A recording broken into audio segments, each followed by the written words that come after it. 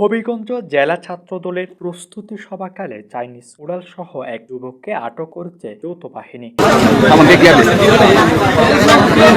সোমবার 19 জানুয়ারি জেলা বিএনপি কার্যালয়ের সামনে সড়ক থেকে তাকে আটক করা হয়। আটক যুবক প্রীথম দাস জেলার আনিয়াছং উপজেলার কুনুই গ্রামের পরিমল দাসের ছেলে। জেলা ছাত্রদলের সভাপতি শাহ রাজীব আহমেদ রিংঘন জানান, বিএনপির চেয়ারম্যান তারেক রহমানের হবিগঞ্জ আগমন উপলক্ষে সোমবার জেলা বিএনপির কার্যালয়ে ছাত্রদলের প্রস্তুতি সভা চলছিল। সভা চলাকালে কার্যালয়ের সামনের এক যুবকের সন্দেহজনক ঘুরেফেরা নজরে এলে নেতা কর্মীরা তাকে জিজ্ঞাসাবাদ করেন।